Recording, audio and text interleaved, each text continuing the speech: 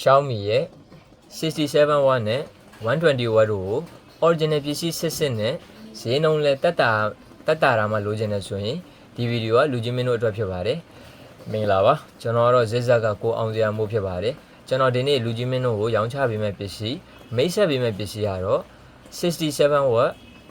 120W ဒီနှစ်ခုပဲဖြစ်တယ်ကျွန်တော်တို့ပထမဆုံးအနေနဲ့ကျွန်တော် 67W နဲ့ပြောပြမယ်ဒါလေးကတော့ကျွန်တော်တို့ရဲ့ Xiaomi ရဲ့ 67W ဖြစ်တယ်ကျွန်တော်တို့ original ပစ္စည်းစစ်ကြောင်းအာမခံတယ်ကျွန်တော်တို့ turbo charge လည်းရမယ်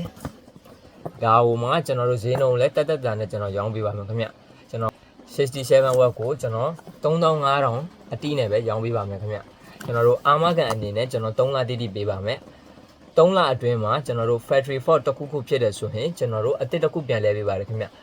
ကျွန်တော်တို့ရှိမှလဲပေးစရာ stock မရှိတော့ဘူးဆိုရင်တော့ကျွန်တော်တို့ငွေအပြည့်ပြန်အမ်းပေးပါမယ်ခင်ဗျနောက်ပြီးတော့120W ဒါလည်း original အစစ်ဖြစ်တယ်120W ကတော့ကျွန်တော်တို့3800ကျပ်အတိနဲ့ယူပါ120W ကိုလည်းကျွန်တော်တို့အာမခံ3လပေးရတယ်ပြီးတော့လူချင်းမင်းတို့39 2923 8380ကိုဆက်သွယ်မှယူနိုင်ပါတယ်ခင်ဗျအားလုံးကျေးဇူးတင်ပါတယ်ဗျ